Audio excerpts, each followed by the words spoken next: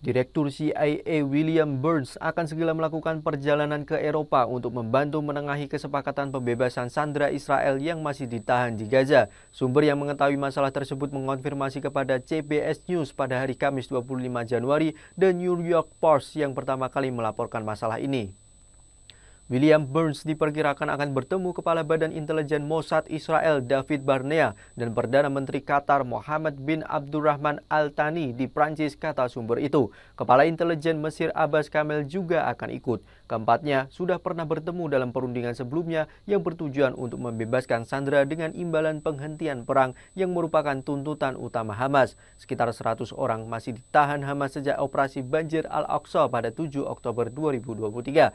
6 pria warga negara Amerika Serikat diyakini termasuk di antara mereka yang masih disandera di Gaza. CIA menolak mengomentari jadwal perjalanan William Burns karena dirahasiakan.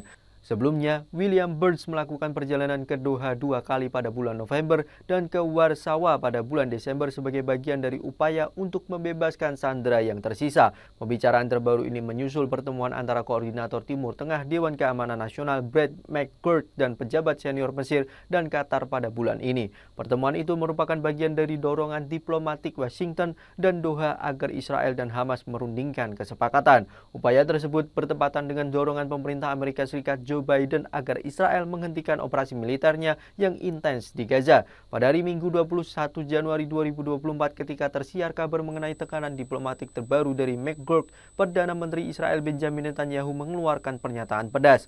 Netanyahu mengatakan bahwa Israel menolak kesepakatan pembebasan tahanan karena Hamas ingin mengakhiri perang. Pemerintahan Netanyahu telah menghadapi tekanan politik dalam negeri dari keluarga para sandera yang terus berdemo untuk membebaskan orang-orang yang mereka cintai. Keyakinan Netanyahu adalah bahwa kekuatan militer Israel pada akhirnya akan membuat Hamas menyerah dan setuju untuk membebaskan para sandera. Namun, perpecahan dalam kabinet perang Israel baru-baru ini terungkap ke publik. Mantan Jenderal Gadi Eisenkot mengatakan kepada stasiun televisi Israel bahwa tidak mungkin mengamankan kembalinya para sandera tanpa perjanjian diplomatik. Sebuah sumber yang mengetahui perundingan mengenai sandera mengatakan penolakan Netanyahu merupakan hambatan untuk mencapai kesepakatan. Upaya untuk menengahi kesepakatan diplomatik terbaru menemui jalan buntu sejak gencatan senjata sementara pada bulan November yang dipimpin oleh Amerika Serikat dan Qatar. Kesepakatan itu menghasilkan pembebasan lebih dari 100 sandera dan lebih dari 200 tahanan Palestina. Ketegangan antara Israel dan Qatar baru-baru ini meningkat setelah bocornya audio yang menunjukkan Netanyahu meremehkan upaya Doha saat melakukan percakapan dengan keluarga sandera Israel.